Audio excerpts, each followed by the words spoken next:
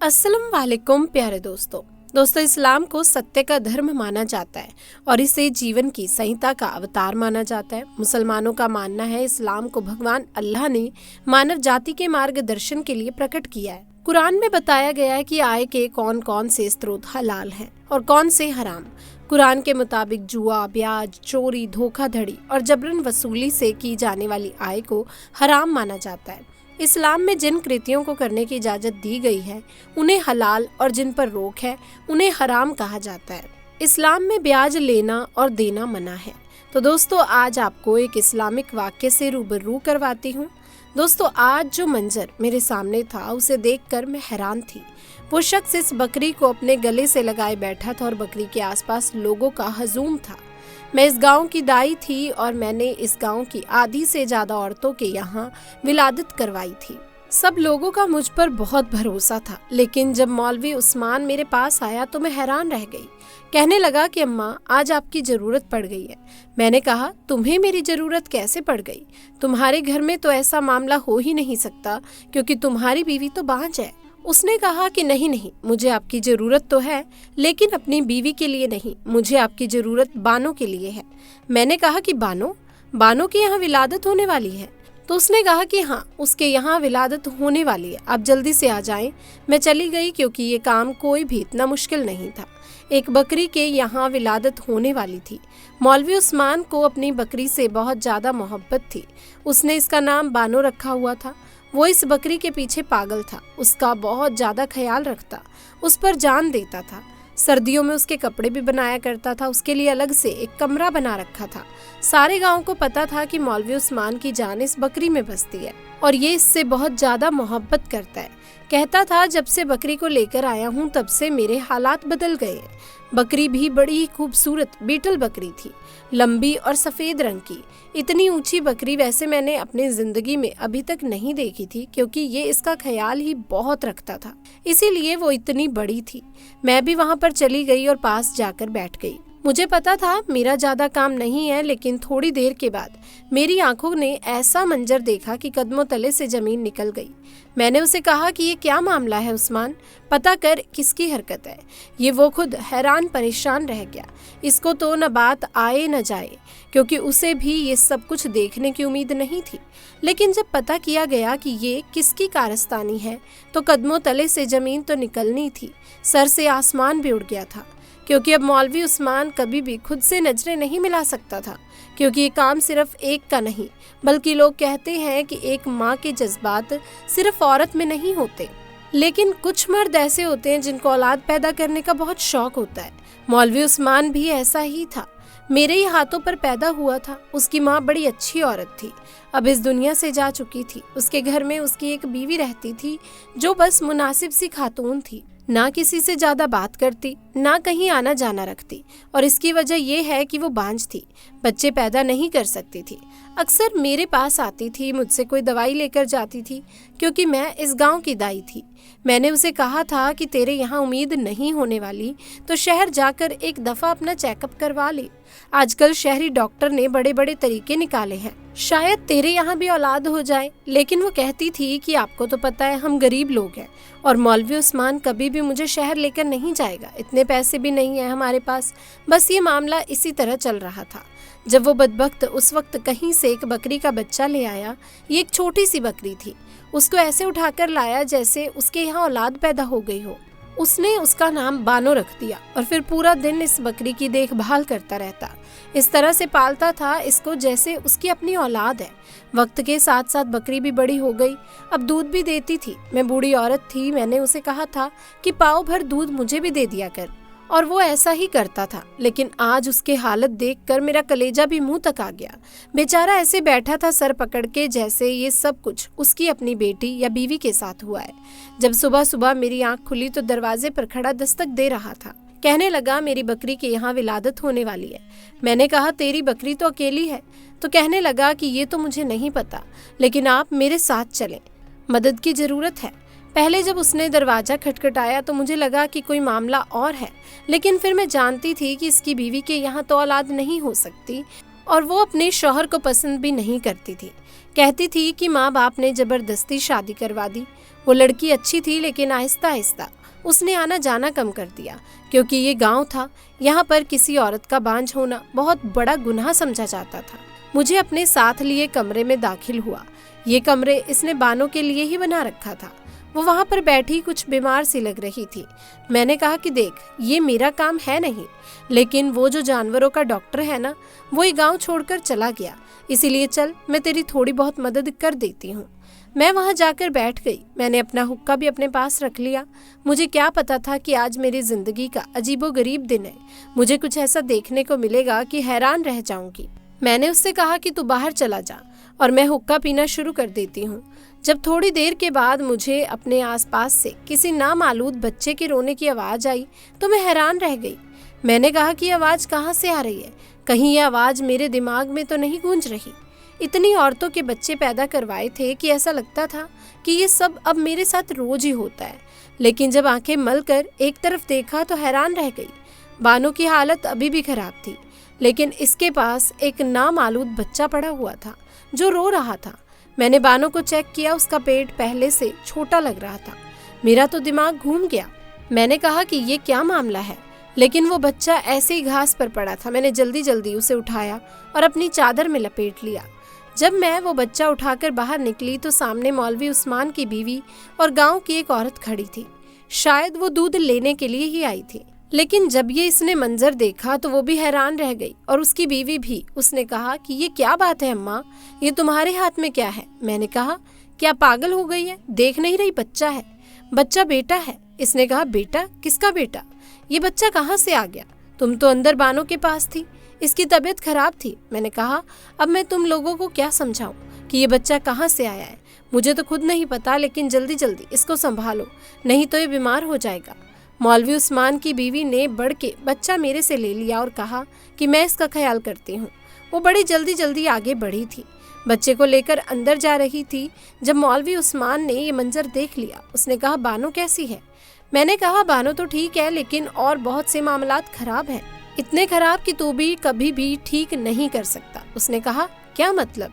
और मैंने उसे बताया कि तेरी बकरी के यहाँ विलादत हुई है, बच्चा पैदा हुआ है। उसने कहा, अच्छा, कैसा है बच्चा? मैंने कहा, इंसानी बच्चा पैदा हुआ है कमबख्त। ये बात करने की देर थी, वो हैरान रह गया। उसने कहा, क्या मतलब इंसानी बच्चा पैदा हुआ है? अम्मा, मैं आपको नींद से जगाकर लाया हूँ, इसका मतलब ये नहीं कि आप हवा में बातें करो। अगर आपको नींद आ रही है तो आप दोबारा जाकर सो जाओ, लेकिन ये कैसा मजाक कर रही हो? उसने कहा कि मजाक? जाकर देख तेरी बीवी अंदर क्या लेकर गई है। वो फौरन अंदर भागा। मैं भी उसके पीछे गई। उसकी बीवी ने इस बच्चे को कपड़े में लपेट के अपने पास लिटा लिया और दूसरी औरत को कहा कि जाकर अपने घर से बच्चे का फीडर और दूध ले आ, क्योंकि इस औरत के यहाँ भी अभी अभी बच्चा पैदा हुआ था। वो फीडर और दूध ले आई और अब इस बच्चे को दूध पिलाया जा रहा था। बच्चा बिल्कुल ठीक ठाक था। मेरी नज़र बड़ी तेज थी। मैं उनकी नज़र में देखकर ये बता देती थी कि बच्चों को कोई मसला तो नहीं है। वो तो दूध पीकर सुकून से सो गया, लेकिन अब इस घर के लोगों का सुकून बर्बाद होने वाला था। मौलवी उस्मान तो जमीन पर बैठ गया और अपना सर पीटने लगा। उसने कहा, ये कौन सा जमाना आ गया है? ये क्या हो गया? मुझे तो कुछ समझ नहीं आ रहा। आप लोगों ने मेरे साथ कोई खेल तो नहीं खेला? हमने कहा, हमने तेरे साथ क्या खेल खेलना है? तू बता कि ये सब क्या है? तेरी बकरी थी, तेरे आसपास रहती थी, तो इसका ख्याल करता था। इसने कहा, मैं तो कभी सोच भी नहीं सकता कि मेरी बकरी की यहाँ विलादत होगी, और जब विलादत होने वाली थी तो मुझे लगा कि कोई छोटा सा मेमना ही इस दुनिया में आएगा, लेकिन ये बच्चा कहाँ से आ गया? इसकी बीवी कुछ अजीब सी हरकतें कर रही थी, बच्चे को बड़े प्यार से संभाल रही थी, ना कुछ बोल रही थी ना कुछ कह रही थी। हम सब हैरान थे, तो उसको भी तो हैरान होना चाहिए था, लेकिन वो हैरान नहीं थी। हम ये सोच रहे थे कि ये सब कैसे हो गया, और कुछ भी नहीं बोल रही थी। जिन औरतों के बच्चे नहीं होते, अमूमन उन्हें बच्चों का बहुत शौक होता है, लेकिन इस औरत से मैं जब भी पूछती थी ये यही कहती थी कि मुझे बच्चे का कोई शौक नहीं है। अगर बच्चे नहीं हैं तो मुझे कोई मसला नहीं, लेकिन अब इस बच्चे को ऐसे पकड़ के बैठी थी जैसे खुद से दूर करेगी तो उसको सांस नहीं आएगा। मैंने कहा कि शमा, तू भी कुछ बोल ले, खामोश क्यों बैठी है? उसने कहा कि मैं क्या बोलूं, मेरे बोलने ना बोलने से क्या हो जाएगा? यही इस बकरी को उठाकर लाए थे, पूरा दिन इसके आसपास फिरते रहते थे। मुझे नहीं पता कि मैं किस पर शक करूं। मौलवी उस्मान ने पास पड़ा गिलास उठाकर जमीन पर दे मारा। उसने कहा कि क्या तू मुझ पर शक कर रही है? उसने कहा कि नहीं, मैं आप पर शक नहीं कर रही, लेकिन आप ही बताएं कि ये सब कैसे हो गया। ये सब कुदरत के खिलाफ है। अगर ऐसा हुआ है तो ये किसी की बहुत बड़ी सजा है। मौलवी ने कहा कि इस बच्चे का क्या करें? इससे पहले कि मैं कुछ बोलती, शमा कहने लगी कि बच्चे को मेरे पास ही रहने दे। अल्लाह ने हमें औलाद नहीं दी, बस यूं समझे कि हमें औलाद मिल गई। आपको कितनी दफ़ा समझाया, मैंने झगड़ा किया आपसे, लेकिन आपने कभी मेरी बात नहीं मानी। अब ये औलाद हमारे दरवाजे पर आ गई है, हम ही इसको पालेंगे। मर्द के अंदर बहुत सब्र होता है, लेकिन जब इसका सब्र जवाब दे जाता है ना तो वो खामोश हो जाता है। मौलवी उस्मान के साथ भी यही सब हो रहा था। वो खामोश हो गया और उठकर वहां से चला गया। अब शमा रोने लगी। उसने कहा, देखे ना अम्मा, मैंने उनसे इतनी दफ़ा कहा कि हम किसी का बच्चा लेकर पाल लेते हैं। हमारी शादी को 10 साल हो गए। 10 साल में तो लोगों के बच्चे जवान हो जाते हैं ना। ये मुझे डॉक्टर के पास लेकर गए, ना ये मुझे शहर लेकर गए। इन्होंने कभी मुझ पर ध्यान ही नहीं दिया। मुझसे ज़्यादा तो उनको इस बकरी से मोहब्बत थी। इसने कहा, किसी का बच्चा लेकर पाल लेते हैं तो अच्छा है, आजकल ऐसे बच्चे मिलते नहीं ना। शमा ने कहा कि नहीं अम्मा, ऐसी बात नहीं है। मेरी बहन है ना नाजिया, अल्लाह ने उस पर ऐसा कर्म किया कि एक साथ ही 3 बेटियां पैदा हुई। फिर अल्लाह ने एक साथ 2 बेटे और दिए। वो हमें अपना एक बच्चा देने को तैयार थी। उसका शौहर तो मेहनत मजदूरी करता है, 5 बच्चों को कैसे पालता। और फिर मेरी बहन की औलाद थी। और ये जो आपका मौलवी उस्मान है ना, इसने कहा कि इसका बाप कमजात है और हमने ऐसा बच्चा नहीं लेना जिसके अंदर नीच जात का खून हो। देखें इसने कितने बड़े बड़े बोल बोले हैं। शायद इसके लिए अल्लाह ने इसको ये सब कुछ दिखाया।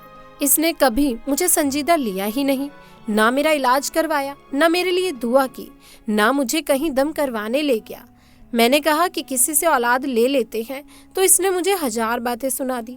मैंने कहा कि फिर शहर जाकर किसी से यतीम खाने से बच्चा ले लेते, तब भी इसने मुझे बुरा बुरा कहा। बस इस बकरी को लेकर बैठ गया। एक दिन तो मुझे कहता था कि ये बकरी मेरा सब कुछ है, और अगर मैं इसका काम ठीक से नहीं करती थी तो मेरे साथ लड़ाई झगड़ा करता था।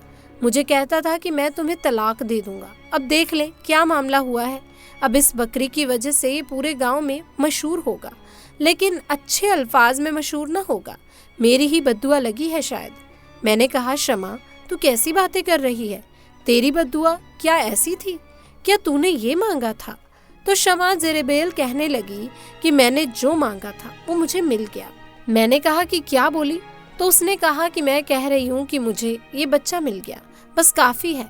मैं नहीं जानना चाहती कि ये बच्चा कैसे इस दुनिया में आया और इसका बाप कौन है।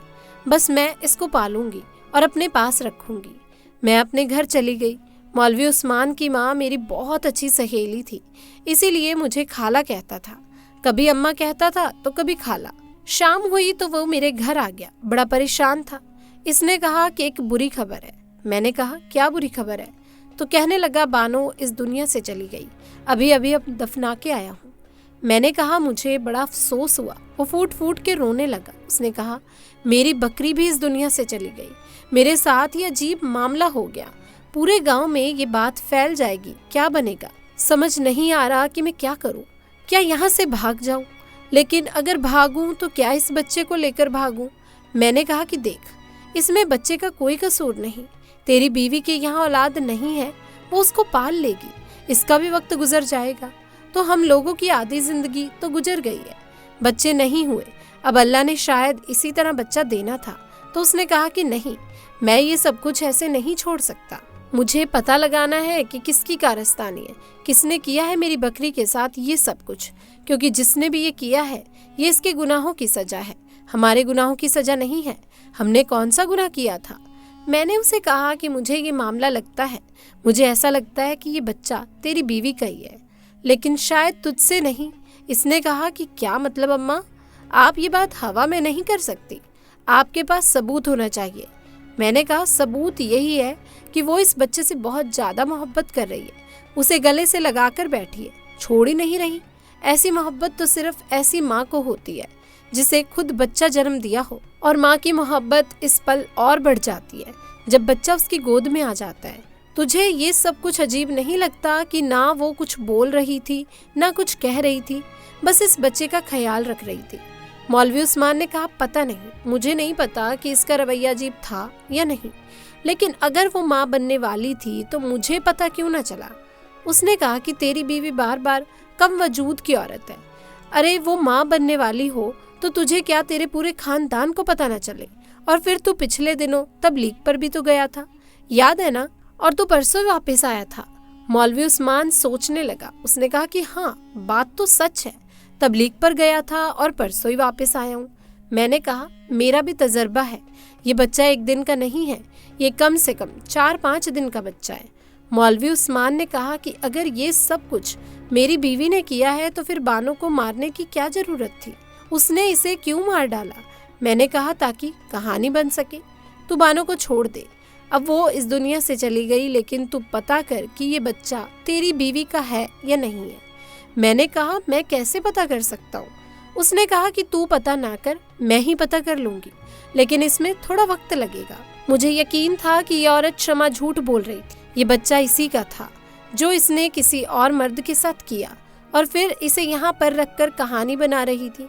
क्योंकि कभी कभी ऐसा होता है कि औरत को एक मर्द से औलाद नहीं होती, लेकिन अगर वो दूसरे मर्द से शादी कर ले तो औलाद हो जाती है।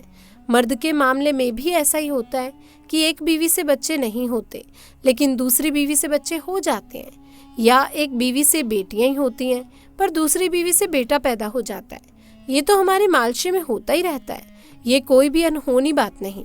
मैं अब किसी तरह शमा को देखना चाहती थी, इसके वजूद का जायजा लेना चाहती थी, क्योंकि मेरा यही काम था। मैं तो औरत की चाल देखकर बता देती थी कि इसे कौन सा महीना चल रहा है। मैं जाकर उस औरत के पास बैठ गई। मैंने कहा कि तुझे बच्चों का तजुर्बा नहीं है, तो मैं तेरी मदद करने के लिए आ गई हूँ। बच्चा ठीक तो है ना? उसने कहा कि क्यों ना ठीक होगा। अपनी शमा की जुबान कुछ बोलते बोलते रुक गई। वो क्या कहना चाहती थी? कि अपनी माँ के पास है इसलिए बच्चा ठीक है। मैंने उसे कहा कि थोड़ी देर को बच्चा मुझे दे दे और जाकर मेरे लिए 1 कप चाय बना ला। मैं देखना चाहती थी कि क्या इसकी चाल में कोई फर्क है। दूसरी तरफ मौलवी उस्मान बाहर निकल गया था। वो ये पता करना चाहता था कि ये मामला कैसे हुआ। वो आसपास मोहल्ले के लोगों से पूछ रहा था कि मेरे घर में कोई दाखिल हुआ था, या जिनके बकरे थे उनसे जाकर पूछताछ कर रहा था। लोग इसको बदले में और भी बातें सुना रहे थे, लेकिन इसने ये जानने की ठान ली थी कि आखिर मामला क्या है, और उधर मैं अपनी तफ्तीश में मसरूफ थी। लेकिन मेरा अंदाजा गलत निकला। शमा को देखकर ऐसा नहीं लग रहा था इसने इतनी जल्दी कोई बच्चा पैदा किया हो। वो बिल्कुल ठीक ठाक फिर रही थी। फिर ये बच्चा था किसका? कहीं वाकई वो मामला तो नहीं था जिसे हम सिर्फ ये सोच के नज़रअंदाज कर रहे थे? ऐसा नहीं हो सकता। जबकि अगर कुदरत नाराज़ हो जाए तो फिर ऐसे ऐसे मामलात दिखाती है कि इंसान अकल दंग रह जाता है, और ये कुदरत का गुस्सा जाहिर करने का तरीका होता है। इंसान इन चीज़ों को नहीं समझता। जब वो किसी दूसरे इंसान को ये चीज़ों के बारे में बताता है तो वह यही कहता है कि ये सब कुछ झूठ है, कहानी है, लेकिन होने को क्या नहीं हो सकता। मुझे एक औरत के बारे में पता चला, इसने एक ऐसा बच्चा पैदा किया था। इसको देखकर सब लोग चीखे मारते हुए वहां से भाग गए, क्योंकि वो बच्चा था ही इस किस्म का।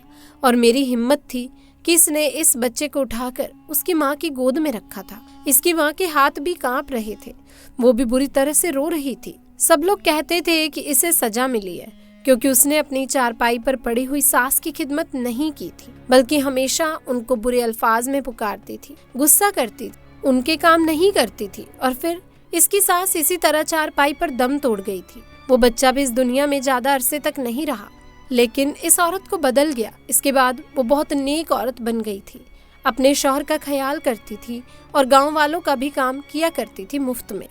लोगों के पास चली जाती और उनकी मदद करवाना शुरू कर देती। खैर, अब तो वो भी ये गांव छोड़कर जा चुके थे। शमा बच्चे का बहुत अच्छे से ख्याल रख रही थी। बच्चा बिल्कुल ठीक था और सुकून से सो रहा था।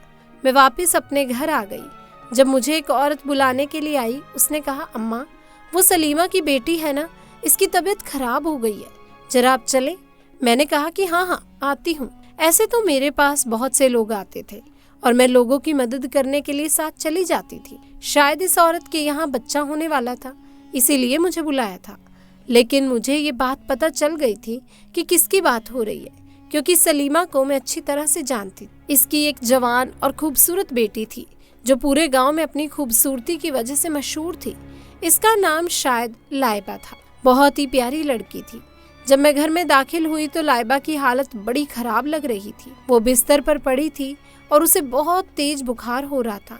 मैंने पूछा कि क्या मामला हुआ, तो उसकी माँ ने कहा कि ये अपने मामू के घर गई हुई थी, 4 दिन पहले वहाँ से वापस आई है और तब से इसने अपने आप को कमरे में बंद कर रखा है। ना इसने कुछ खाया है ना पिया है और इसकी हालत बड़ी अजीब हो रही है। अब इसको इतना तेज बुखार हो गया कि बुखार उतर ही नहीं रहा। मैंने लाइबा की तरफ देखा तो उसका चेहरा देखकर समझ गई कि मामला कुछ और है। मैंने सबको कहा, आप लोग यहाँ से बाहर चले जाओ, मुझे अकेले में देखने दो कि क्या मामला है, क्या मसला है। जवान लड़की है, क्या तुम सबके सामने मैं इससे बातें पूछूं? चलो निकलो यहाँ से। मैं लाइबा के पास बैठ गई। मैंने कहा, क्या बात है बेटा? जब मैंने इसे चेक करने की कोशिश की तो उसने मेरा हाथ पीछे कर दिया। उसने कहा कि नहीं अम्मा, बस तू मुझे बचा ले, बाहर जाकर सबको कह दे सब कुछ ठीक है। मैंने कहा, क्यों, क्या हुआ? तो कहने लगी, ये देख मेरा हाल। जब मैंने इसको देखा तो मैं समझ गई कि क्या मामला है। मैंने कहा, तेरी औलाद कहाँ है? उसने कहा कि वो तो मैंने शमा को दी थी। मैंने कहा, शमा तेरी क्या लगती है? तो कहने लगी, वो मेरी बचपन की सहेली है। मैंने कहा, इस बच्चे का बाप कौन था? तो लाइबा ने सर झुका लिया। उसने कहा, इस बच्चे का बाप जो भी था उसके साथ मेरा कोई जायज रिश्ता नहीं था। वो पीछे कारखाना बन रहा है ना, उधर का अफसर था। वो बहुत खूबसूरत आदमी था। उसे तो यहाँ से गए हुए 10 महीने होने वाले हैं। वो तो चला गया यहाँ से। मैं इसके इश्क में पागल हो गई थी और ये बात मैंने सिर्फ शमा को ही बताई थी। शमा को ही पता था कि मेरे यहाँ औलाद होने वाली है। जब मेरे यहाँ औलाद होने वाली थी और कुछ महीने ऊपर हुए तो मैं बहाना करके अपने मामू के घर चली गई। आपको पता है ना कि मेरे मामू की आंखों में बनाई नहीं है। उनकी एक बेटी है और उससे सब कुछ छुपाना आसान था। वो बेवकूफ सी है। लेकिन फिर मुझे शमा ने कहा कि तू वापस आ जा, हम इस मामले को संभाल लेंगे। जब मैं ये बच्चा बानो के पास रखने के लिए आई तो अब हुक्का पी के सो रही थी। अम्मा, आपको पता ही ना चला कि ये सब कुछ कैसे हुआ। बानो के साथ हमने कुछ नहीं किया। उसकी तबीयत खुद ही खराब हुई थी। शायद उसने कुछ उल्टा सीधा खाया हो, लेकिन हमने उसकी तबीयत का फायदा उठाया और इससे बच्चों को वहां पर रख दिया। आप कुछ पल को सो गई थी। मेरे साथ ही पहले भी होता था कि मैं हुक्का पीती थी तो मुझे अचानक से नींद आ जाती, लेकिन इस दिन मुझे पता ही नहीं चला कि मैं किस टाइम सोई और किस टाइम उठी। वो हाथ जोड़ने लगी। उसने कहा, मैं अपनी सहेली की मदद की और उसने मेरी मदद की। बस आप बाहर जाकर कह दो कि मुझे बुखार है और कोई दवाई वगैरह दे दो ताकि मैं ठीक हो जाऊं, क्योंकि मेरे साथ जो बुरा होना था वो तो हो चुका है। मैं इस बच्चे को नहीं पाल सकती थी, पर शमा उसको अच्छे तरीके से पाल लेगी। ये बात सुनकर मैं हैरान हो गई। क्या कहती मैं इनको? इन दोनों की बेवकूफ़ी थी या फिर इनकी दोस्ती की आला मिसाल कि एक दूसरे की मुश्किल वक्त में उन्होंने एक दूसरे का इतना साथ दिया। तभी तो शमा कह रही थी कि क्यों रोएगा बच्चा अपनी खाला की गोद में जो है। ये जुमला पूरा करना था इसने, क्योंकि इसके लिए लाइबा इसकी बहनों से बढ़कर थी। मैंने कहा, अब जो होना था सो हो गया। मैं खामोश सिर्फ इसलिए हो रही हूँ कि इस मासूम जान को एक माँ मिल जाएगी और तेरे घर वालों की इज्जत सलामत रहेगी, वरना मैं ये बात सबको बता देती। मैंने बाहर जाकर कह दिया कि लाइबा की तबीयत खराब है, आप लोग इसको कुछ दिन बिस्तर पर ही आराम करवाएं, इसके बाद वो ठीक हो जाएगी और इससे ज्यादा सवाल जवाब ना करें। इधर मैंने मौलवी उस्मान को भी समझाया कि ये बच्चा जैसे इस दुनिया में आया हो, अब ये तेरी औलाद है, तूने ही इसका ख्याल करना है। शायद अल्लाह ने तुझे एक इम्तिहान के लिए चुन लिया है और तू इसमें सुर्ख हो गया है तो सब ठीक हो जाएगा। उसको भी मैंने संभाल लिया और शमा से मैंने कोई जिक्र नहीं किया। लेकिन ये बात वाकई बहुत अजीब थी कि इस बच्चे के आने के बाद मौलवी उस्मान के हालात बहुत बेहतर हो गए और उसके घर में दौलत की रेल पेल होने लगी। अब वो भी इस बच्चे को अपनी गोद में लिए फिरता, उठाता, प्यार करता और शमा भी खुश है। रही बात लाइबा की, तो किसी को पता भी नहीं चला कि इस लड़की ने इतना बुरा किया। शायद इसकी किस्मत अच्छी थी, लेकिन इसने वाकई बहुत बड़ा कदम उठाया था। ऐसे में दोस्तों हमेशा कहा जाता है कि अपने रब का डर रखो, जिसने तुम्हें एक ही इंसान से पैदा किया है, फिर उसके जैसे जोड़े को पैदा किया और उस जोड़े से अनगिनत मर्द और औरत पैदा की। उस अल्लाह का डर रखो जिसके जरिए तुम अपने अपने हक को मांगते हो और उन गर्भों का डर रखो, अल्लाह तुम्हारी निगरानी करता है। प्यारे दोस्तों, अल्लाह ने इंसानों को ये जानते हुए बनाया कि वे पाप करेंगे, क्योंकि गलतियां करना इंसान का काम है। आखिरकार कोई भी पूर्ण नहीं है। यदि आप अल्लाह से क्षमा मांग रहे हैं तो याद रखें कि अल्लाह दयालु है और उसकी क्षमा करने की क्षमता पर आशा रखें। अपने किए पर पछतावा महसूस करें, ईमानदारी से उससे माफ़ी मांगें और गलती न दोहराने का प्रयास करने का वादा करें। प्यारे दोस्तों, जो भी सच्ची तौबा करता है अल्लाह ताला उसकी तौबा स्वीकार करता है। अल्लाह ताला बहुत ही क्षमा करने वाला, बहुत ही दयावान है। अल्लाह ताला रहीम व करीम है। उसने तौबा करने वालों से वादा किया है कि उसके गुनाहों को वो जरूर क्षमा करेगा। तो प्यारे दोस्तों, अल्लाह ताला हम सबको हिदायत अता करे।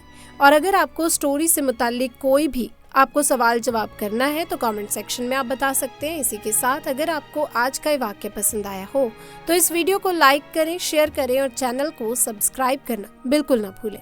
इंशाअल्लाह जल्दी मुलाकात होगी, तब तक के लिए अल्लाह हाफिज।